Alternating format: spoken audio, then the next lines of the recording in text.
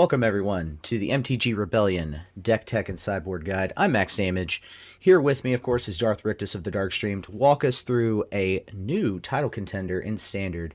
Rictus, what have you got for us today? So we've got Jund Midrange, and I should note there are a lot of ways to build this deck, and the ways that a lot of people have been building it have not been working, which is why you will see it in MTG Arena Zone's Tier 3 list. I don't think it's a Tier 3 deck right now. My record with it is, I think, 16-5, and that's every loss has taught me a lesson on how I needed to modify things as I kept going up the ladder in Diamond. So let's start with some of the basics. I like to start with mana base and why it is positioned the way it is. First and foremost, we play Invoke Despair, 3 copies, which means that we can only have roughly 3 lands that don't produce black mana. In this case, we went with a couple of fast lands, and we wanted one Boseiju in there because it just plays such a decent role in being able to be an untapped green source that also has a little extra to it, right? Now, as far as the other lands go, I want to condense this into the different categories of lands and how they work. So for pain lands, we have 6 pain lands. Very purposeful. We have 6 fast lands, also very purposeful. And lastly, there are 7 what we call slow lands, and then 4 triomes. The reason we have it split in this manner is to ensure that we have the optimal possible setup as we go through the turns, and that way we can sequence things correctly. There are going to be games that are easy, where you just get like Black Cleave, Copper Line, and you're going. You know what I mean?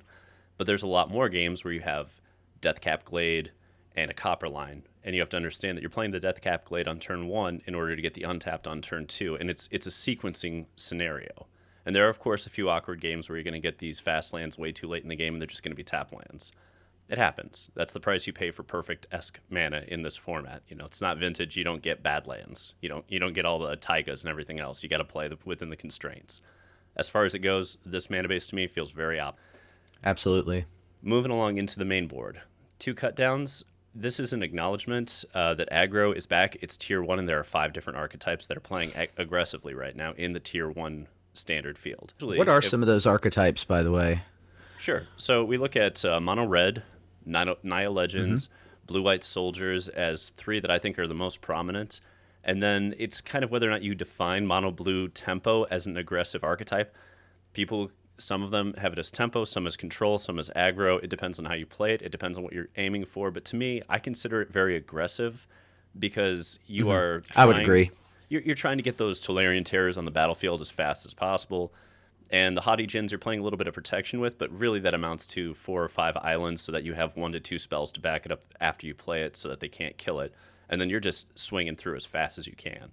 So maybe tempo's a better way to put that than aggro, but it's still very aggressive for a blue-based deck. So as an acknowledgement to all of this, we play 2 cut down instead of the more typical 1 cut down, 1 duress. And that's just where the meta is. Again, by the time you watch this video, the meta may have shifted some. Be aware you may need to make some of these adjustments and move 1 cut down out of the main, 1 duress into the main. It depends on where your meta is, where you're at on the ladder. Similarly, where we're at for the creatures, the Blood Tithe Harvesters, that's just a staple. So we don't really need to discuss this. Everybody's played with this for over a year now. We know it's good. Same goes for Fable. This is an engine. It's a staple. It's sticking forever and ever and ever. And again, same goes for Invoke Despair and Shieldred. These are bombs. These are staples. They stick around. Let's talk about the pieces that aren't and why they were chosen. So first and foremost, Bankbuster. Why are there not 4 of these? The format's fast now. We don't have time to have those awkward draws where you have 2 or 3 of these in hand and then you just lose the game while they, aggressively push through you and you're drawing cards, but you're not doing it quickly enough. So we only have 2 because we do want the card advantage engine, and they do have ways to be crude with the Harvesters and the Galissa Sunslayers and the Shieldreds, but not a ton of ways to get crude. So we just want a couple. At least in the main. We threw a third in the sideboard for those grindier mid-range matchups. We only have 1 Abrade because a lot of the threats that are happening, we're not fighting the Bankbuster wars as hard as we used to, and we're not fighting against mono white as hard as we're used to. So we don't need as many Abrades right now. We need Go for the Throat. We need 2 mana clean removal spells that are just going to kill whatever they play, exactly point-click removal against these Naya Legends decks and these blue-white Azorius Soldiers decks. And for those that are like, just play more Shieldred's Edict, it's awkward in a lot of these games, especially if they get like those Defector Mites down on turn 1, and then you're sitting there with an Edict staring at their 3-drop and their 1-drop, knowing you're going to hit their 1-drop. You're not going to be mana efficient. It's awkward. You still want to copy. It cleans up planeswalkers. That's important. And it does occasionally do what you need it to do on the sacrifice for a regular creature. I don't think I've used it to hit a token yet, but technically it can. That's the thing. This is the biggest piece that I think a lot of people are not utilizing. Tainted Adversary is very well positioned currently. It's especially well positioned because Tivar got printed, and Tivar can move it back from the graveyard onto the battlefield, and that ETB trigger will hit when Tivar does that. So let's say you have an active Tivar, and it's like turn 6. You've got 6 lands in play, and you minus the Tivar, you bring this back. You can double pump that, get 4 2/2 zombies, and make that a 4/5 Death Toucher. That is an army in a can. And that's the point of Tainted Adversary, is this Jund deck goes back and forth, and it trades resources, and it wins on margins. But what you really want is an army in a can on an early drop that scales, and Tainted Adversary gave us that. Most people are still on Armored Scrap Gorgers. I couldn't disagree more. I think this is just far more power. I don't think you need to interact with their graveyard as deeply as a Scrap Gorger would want you to. And I don't think this is in a massive Tivar deck. I think Tivar is an engine, and you want one of them for every 8 targets you have in the deck. I could see 2 if you go up to 12. But I don't think you want more than that. I've had too many games where you have awkward draws with double Tivar, nothing in graveyard, because there are going to be opponents that attack your graveyard. And this starts to look really silly in those scenarios. However, this is a powerful card. It turns on Kikis the turn they come in. It turns on Harvesters the turn they come in. That's a lot. Let's go to the last. I see. So, go ahead. Really quickly though, I just want to know. So we are ahead of the curve here. I mean, we just saw Tyvar get printed. We just saw Tyvar Jund become a thing very quickly within, at the end of week 1, Phyrexia.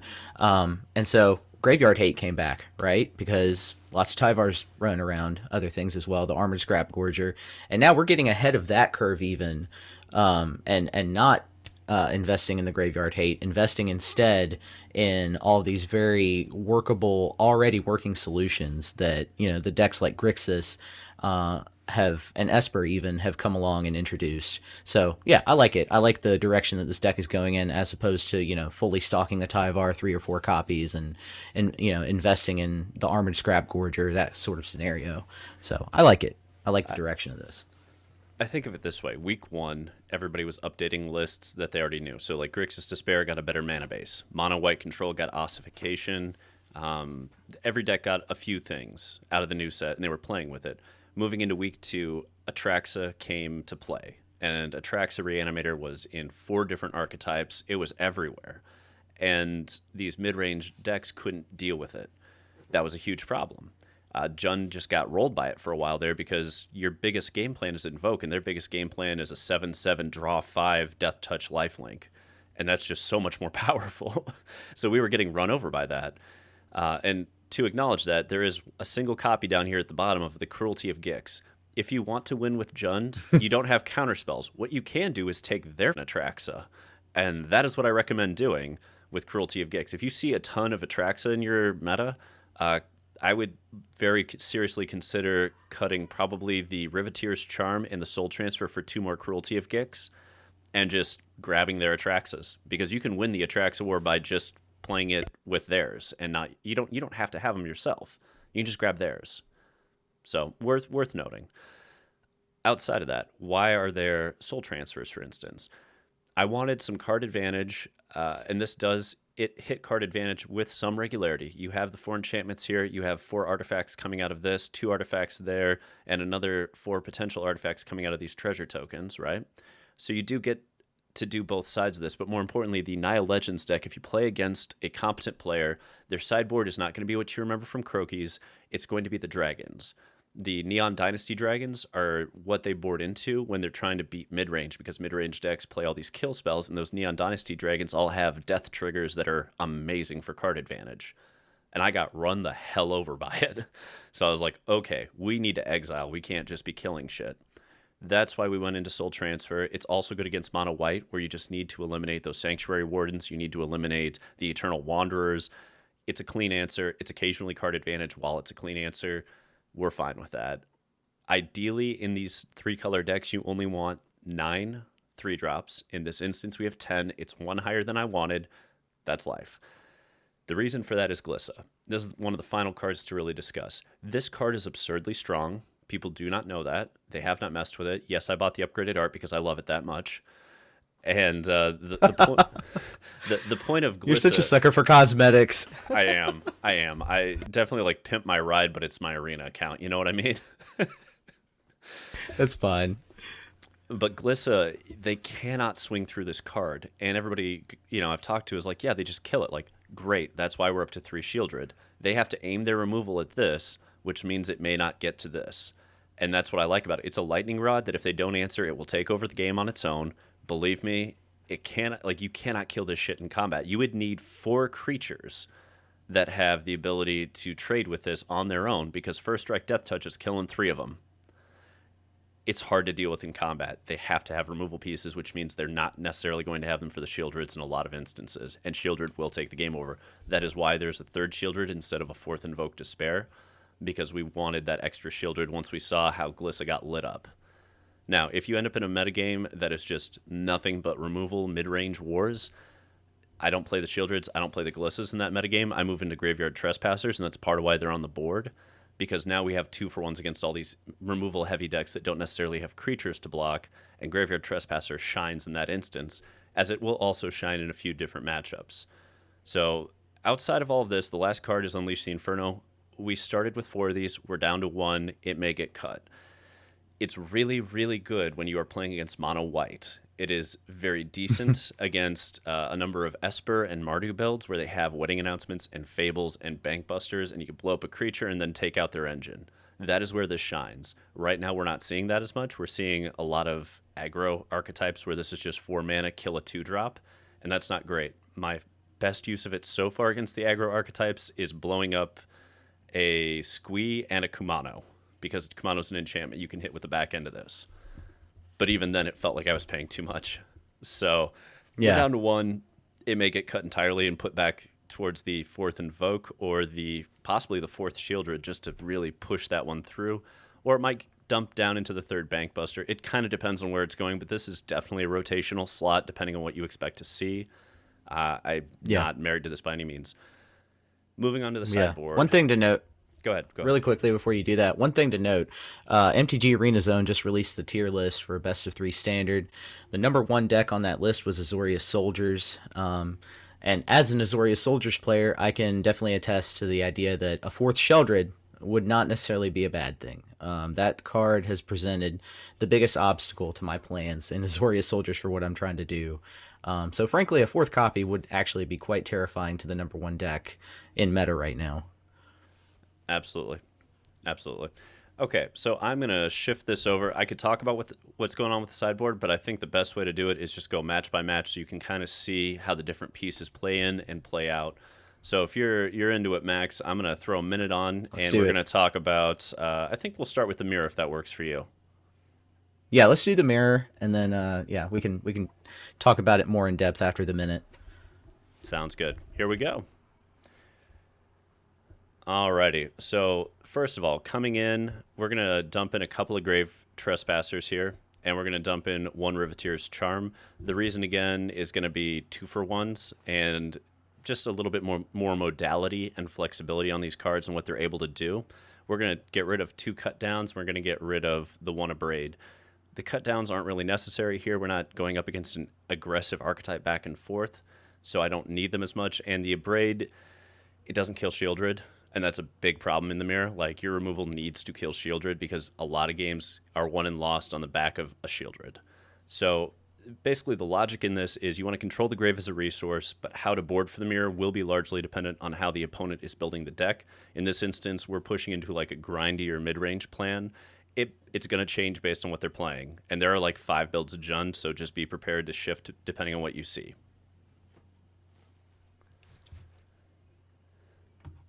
All right. Great work. And any questions on that one, Max? Anything that you need clarified on it?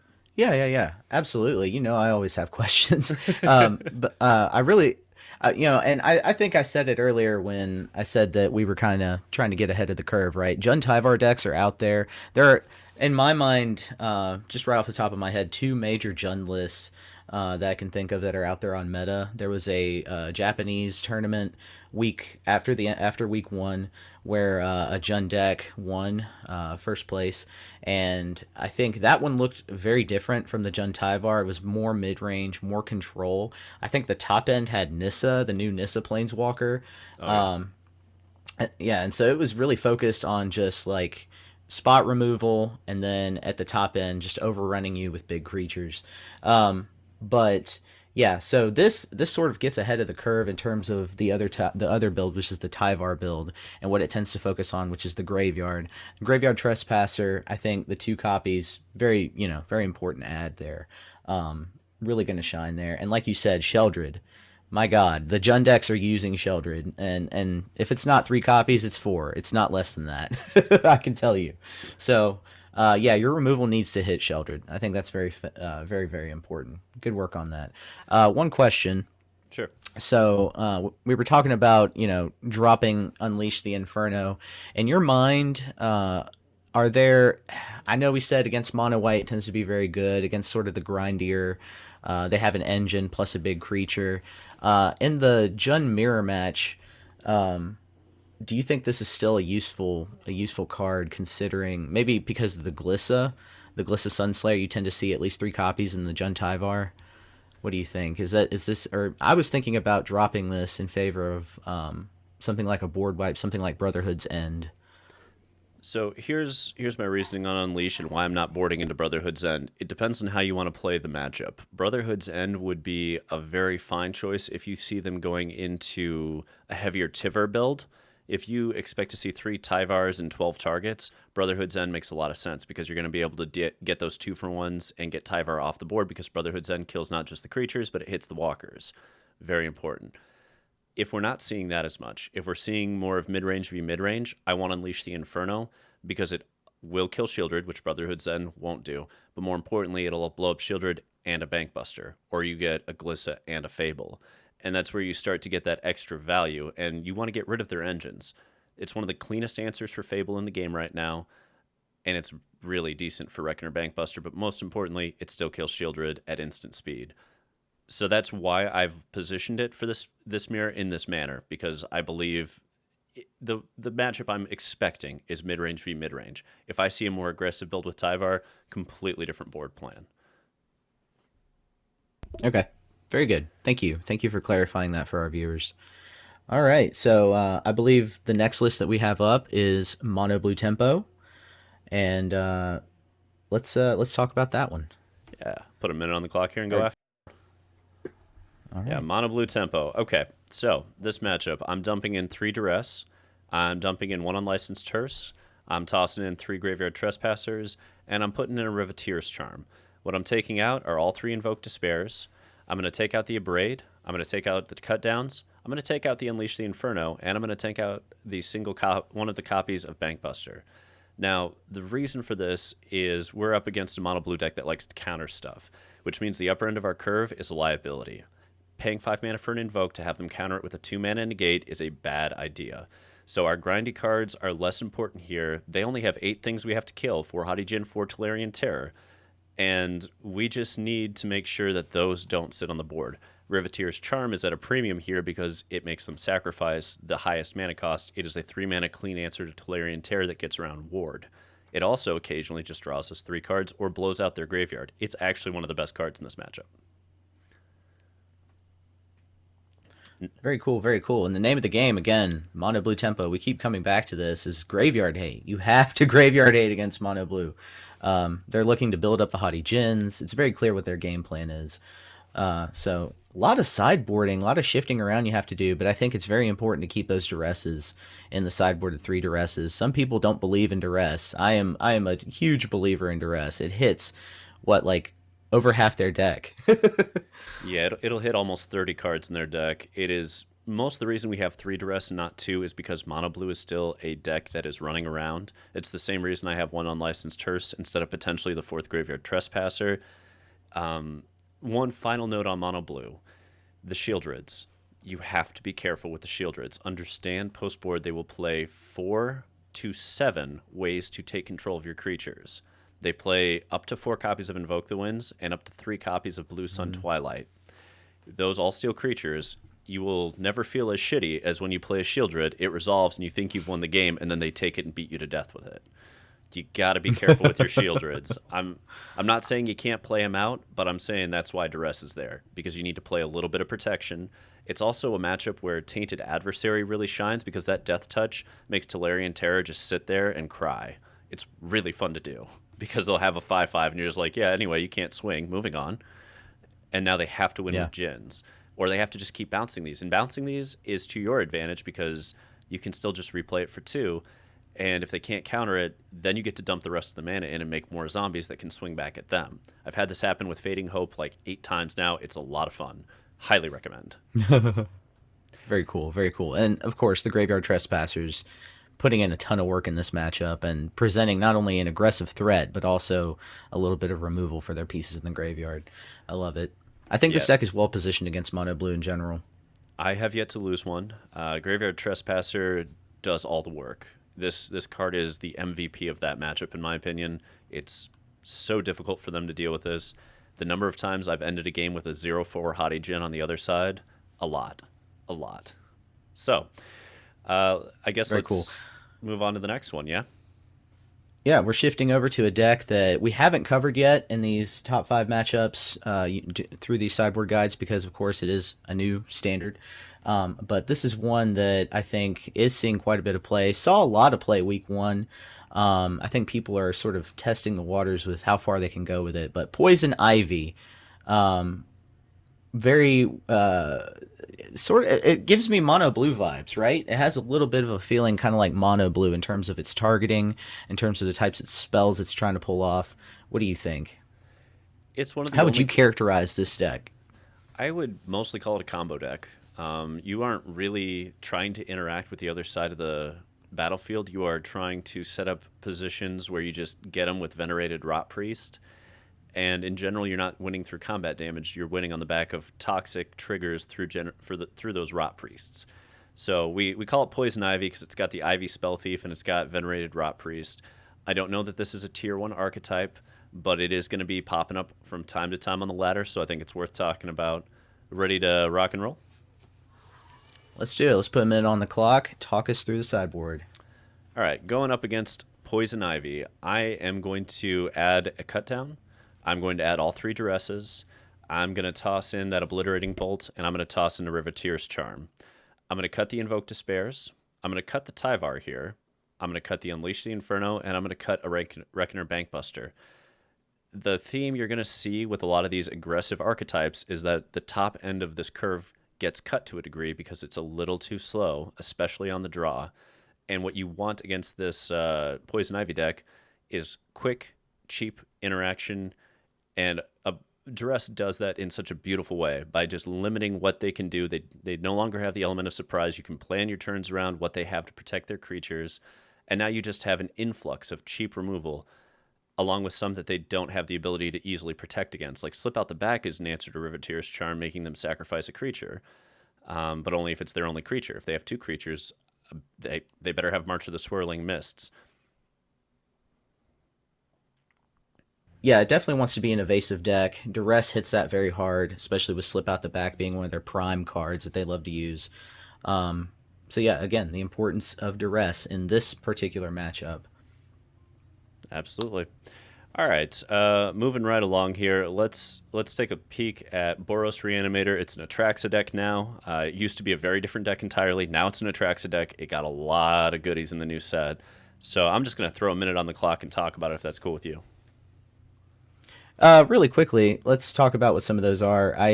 Boros Reanimator, of course, Atraxa, but you're also going to see Portal to Phyrexia. I've seen that on ladder quite a few times, specifically against all these. That's an acknowledgement of aggro, right? And then occasionally you'll still see Sanctuary Warden. I think Sanctuary Warden was the target in the past for reanimation in this list. It's become Atraxa, but you're still going to see Sanctuary Warden in there as well. Anyway, let's take it away. 1 minute on the clock. Let's go. All right. Okay, sideboarding Boros Reanimator. When you're playing Jund midrange, I am going to side in 1 unlicensed Hearse, all 3 Graveyard Trespassers, and In this instance, all 3 duresses. What I'm going to get rid of, a couple of Invoke Despairs, at least 1 cut down, still debating the second. I'm definitely going to dump out the Abrade. Actually, I think both cut downs are going to go. The Abrade's going to go. The Bankbusters are going to go. Unleash the Inferno, I'm also cutting. Now, the logic for this is they're going to dump Sledgehammers into play. They've got Atraxa, so we are the aggro here. Our goal is to establish pressure early on, prevent them from cheating their top end into play, and place them into precarious positions where we can just push through on the back of like Shieldred or the final copy of Invoke. It's not an easy matchup. They have a bigger game plan than you. This is one of the harder ones for Jund to deal with, but it is winnable. Absolutely, absolutely. And this deck is seeing a ton of play. I can attest to it in Mythic. Um, I actually ran into the Nerdy Steve the other day on ladder, and he was playing this exact list. And with Azorius soldiers, I was having a hard time trying to play the aggressor, play the more aggro position. He just sort of he was able to cheat some things into play. I didn't have the responses for that in the list. I probably could have gone with something like Spell Pierce or Negate. And this list in particular, again, Duress, putting in heavy work against, the Invoke Justice card in particular is what you're going to want to target. I don't think there are any other ways that they're reanimating. It's just the 4 Invoke Justices. Is that correct? They've started to push into playing 4 big score so that they can ramp into just hard casting Atraxa. I had a matchup where I was playing against them where I actually abraded a treasure token on their end step to keep them from getting Atraxa the next turn because they had no way to get the final color of mana for it. And they were like, they had Atraxa in hand. I could see that they thought they had the match on lock. I just abraded a treasure token and they got time walked a turn and I won. And so there's going to be some heads-up plays like that where you got to remember you can attack their treasure tokens sometimes to great effect. Big Score is a huge card for that deck because it dumps you into reanimation mode and it also ramps you. So that's one of the key cards for them, along with Fable. Fable and Big Score are just key cards for that reanimation deck. You got to be able to play around it to a certain degree. This is why Unlicensed Hearse is better than Trespasser because instant speed, removal of the graveyard matters. For that same reason, Riveteer's Charm, pretty important. I'm not sure whether it comes in because it's a little slow, but it's worth noting that it might. It kind of depends. This one, again, I think it's just going to take a little bit more games, a few more games to get it down to a science, and that's usually the case. I need like about 20 matches against a deck to fully understand how to deal with that archetype and what the weak points are. Is what it is. Alrighty, moving right along. We've got Mono White Control next, another staple sitting around the Mythic ladder last I checked, yeah? Yep, absolutely. And any notable changes since we last talked about it? I don't think there really are too many, unless you're playing against the Mites version. But the one we're talking about is not that version. It's not necessarily focused on that, like the Mondrak build. Talk about what to expect in terms of Mono White Control. So they got the new Phyrexia, was it Vindicator, I believe? Vindicator, yeah. And then they also have Ossification. These are the 2 key cards that they got in the new set. Ossification should be in there probably as a 4 of, just automatically. It's better than most of the 2 drops that they could be playing. It's an enchantment that plays well with their Roadside Reliquary. It removes Planeswalkers, which they have a hard time doing without. Like, they have very limited ways to deal with Planeswalkers outside of Ossification. I slotted 4 and immediately never regretted it. Phyrexian Vindicator's a different story. Phyrexian Vindicator in the current meta is amazing. If you're going to play in an aggressive meta game, Phyrexian Vindicator is your best friend, for mono white at least. Yeah. If you are in a mid-range meta game, I don't want him in the main. I want him in the sideboard. And that's because it has the same issue Shieldred has, which is that they're just going to kill it. You don't have enough good targets a lot of the time. So in mid-range v mid-range, when they have 20 pieces of removal and you only have 8 targets, you're just getting wrecked every time you play it. You want to play stuff that's 2-for-1ing them on impact, like in this instance for Jund, you have Graveyard Trespasser. And when I play those mid-range mirrors, I usually side out the Shieldreds and the Glissa Sunslayers because those are the 2 cards that I know are going to be 1-for-1s that they get ahead on. And I don't need that. I need to be doing 2-for-1s and grinding through them. So it's sacrificing power for 2-for-1 advantage. But that's where we're at with Phyrexian Vindicator as well. Like, it's an amazing power level, but Go for the Throat kills it. So remember that when you play against mid-range and you're on mono white. Yeah. So Oh, absolutely, for all you viewers out there, absolutely acknowledge that, Phyrexian Vindicator, you're probably going to see it more likely than not if your opponents are acknowledging the aggro meta that's going on right now, especially so. So yeah, more than 50% chance you're going to see Phyrexian Vindicator in the mono white list on ladder. So let's put him in on the clock. Let's talk about the sideboard. sounds good. All right, boarding Jund midrange against mono white control. I am going to board in 3 Duresses. I'm going to board in a Cruelty of Gix. I'm going to board in a Riveteer's Charm, and I'm going to go with an Obliterating Bolt on this. What I'm going to lose are the 4 Go for the Throats and the 2 Cut Downs. We're mostly set up for this matchup. If you expect to see a ton of this matchup, consider 1 to 2 copies of Unleash the Inferno as an addition to your sideboard. But outside of that, Go for the Throat, really not good against this matchup because their Seraphs can't get hit by it. Their Sanctuary Wardens don't really get hit by it.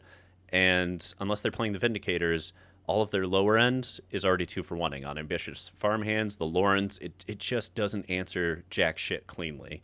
And Cut Down similarly Yeah. doesn't do a great job here.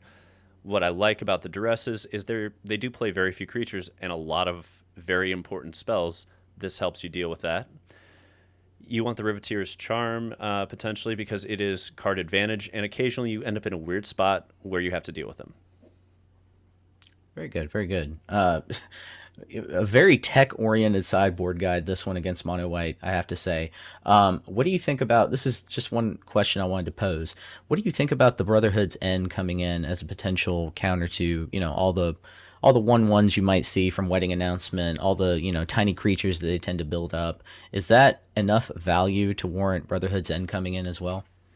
I think Brotherhood's End made a lot more sense before we put 3 Gliss in the main, because this is my solution in many ways to Wedding Announcement, is sitting down and going, okay, you have to remove this with one of your very limited number of removal spells, or I start blowing up enchantments. You're not going to have a good way to block it, ever. So, like, you can Wedding Announcement and have 3 2/2s from Wedding Announcement, and this card just laughs and swings. Doesn't even care. Yeah, And yeah. that's kind of the I point. can't overemphasize I can't emphasize enough just how powerful of a card Glissa Sunslayer is. It reminds me of the Orzhov Knight in AFR that also had first strike, but it only had first strike death touch on your turn. And I just remember how frustrating it was to deal with that card, and that was I think a 1/1. And this can take out up to 3 creatures on when they're defending against it. So it's yeah, this card does a lot of work right now. I actually had one matchup against a blue-white control opponent where they had a Jace down, and they didn't plus it to hit Glissa, they plussed it to hit something else, so I smacked him in the teeth with Glissa and then removed 3 counters from Jace and killed it. That felt great. Yeah. Wow, that's awesome. Yeah, I forget about that mode a lot. Wow, yeah, remove up to 3 counters from target permanent. I never think about that. That could definitely hit the 3-drop planeswalkers pretty heavily. Okay. Also, in the Jund mirror, I swung in, and I think it just got through. They didn't have a good block, so they had a Reckoner Bankbuster. I just removed all 3 counters. Now it's just a 4/4 essentially that does nothing else. It crews to become a 4/4. That's it. So Very cool. Very there's a lot cool. of small interactions with Jund, and Jund. I should clarify. There's a lot of people that have played this deck that have told me it doesn't win, it doesn't work. I respectfully disagree. This is a deck that wins on the margins. It requires extremely tight Hmm. play to go correctly. There are games that you win because, yeah, you got shielded and they can't answer it, or you just cast invoke after invoke after invoke. But most of the time, these games are going to come down to very specific play patterns, decisions, and understanding what you are doing. And you're going to take a lot of losses early on. Like of the 4 losses I have, I think 3 of them happened in the first 8 matches, and after that, it's been like 8-1 because I just had to understand how this all functioned and correct some of the margin calls. And then all of a sudden, we just started racking up W's like crazy. So, but that's magic. You know Yeah. what I mean? Oh yeah, I have this deck marked as expert level, right? Like you need to be learning how to pilot this deck, learning the interactions with it for quite some time before you can really say that, you pilot it well. It takes quite a bit of a learning curve, in my opinion. To me, the easiest deck to play in standard right now is actually Naya Legends because you are just curving as hard as you can pretty much Mm. every game and telling your opponent you're not going to have enough answers for the threats I play. And to me, that is as simple as it gets in terms of your play patterns back and forth. But Yeah, that's neither here nor there. We have one more deck to talk about. I believe it's one mono more. red. So Yeah, let's. I can't believe we have to acknowledge this deck, right? Right, like this gives me nightmares from Throne of Eldraine, back when Mono Red was dominant on ladder. The fact Oh that we yeah. have to acknowledge this deck's existence. But yeah, Mono Red, let's go. 1 minute on the clock. Alrighty. So Jund midrange going up against mono red. Pretty simple sideboard here. We are going to take 3 Graveyard Trespassers and throw them in. We're going to take the Obliterating Bolt. We're going to take the Cut Down, and we are going to take 2 Brotherhood's End. And then we are going to start cutting out the slower shit. We're going to get rid of 3 Invoke Despairs. We're going to dump out 2 Bankbusters. We're going to dump out the one Tiver here. It's just a little slow. And then I am back and forth on what the final slot should be that gets cut. I've had it as Glissa before, and mostly because these mono red decks should be running 4 copies of Lightning Strike along with like 4 Rebel Salvos post board. So they should have a decent amount of removal, which leads me to believe Glissa is not well positioned. But if you don't see a lot of that, you can shift over and cut a single copy of the Fable of the Mirror Breaker. I don't normally do that, but this is a matchup where you could potentially do that.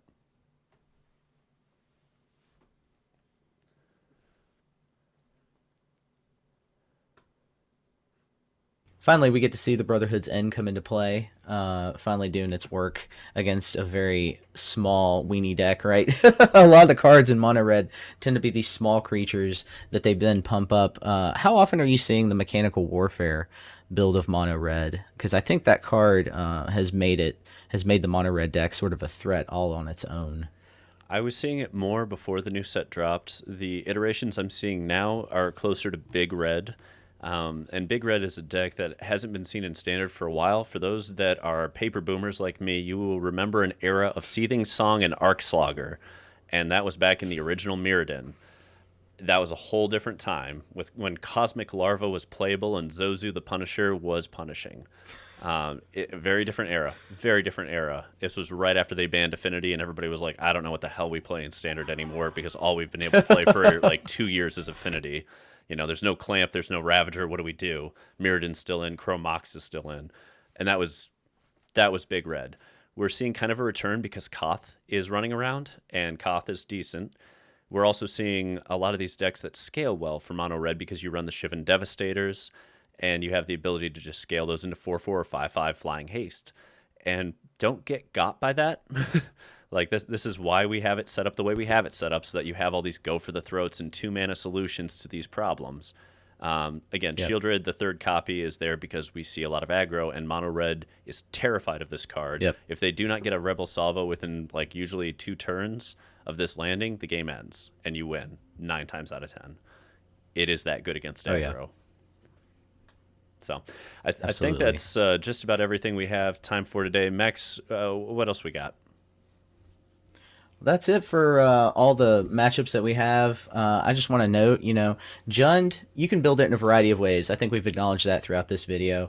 Yeah. The Tyvar build, the higher end, more control, mid-rangey, grindy kind of build is out there. Jund is, a deck focused on having the right solutions for the meta. I call it an expert level deck because you need to know how to pilot it, you need to know what all the interactions are, and you need to know what your opponents are playing. More so than I think, I want to say any other deck right now that you could play on meta, on ladder. So anyway, things to look out for. Look out for the Atraxa Reanimator list. Look out for, some of your grindier. Grixis Despair is still out there. It's still a list worth mentioning, and a lot of lists modeled after it are still worth mentioning. Esper is still out there. So we're still seeing the 3-color list, but I think more than 50% of the time we're seeing these aggressive, low to the ground Azorius soldiers, #1 list in the meta, and I'm not going to dispute that. I really think it is. The large downside to Jund is that it has few, if any, ways to mitigate opponents going larger, with decks like the Atraxa Reanimator or Grindier with Grixis Despair. However, I still think it's uniquely positioned to handle most of those aggro archetypes that we're really seeing out there. It grinds well with the control builds, has passed to victory in any given matchup, considering all the decks we've talked about today and any of the ones we could have potentially talked about as well. Absolutely. So, any final comments from you, Darth No, Rictus? no. I mean, I love this deck. I'm going to keep running it on the ladder. We've got a standard qualifier coming up in March, and this is hopefully my ticket into that. All right. Well, if that's everything and anything, until next time, guys, untap, upkeep, resist. Until next time.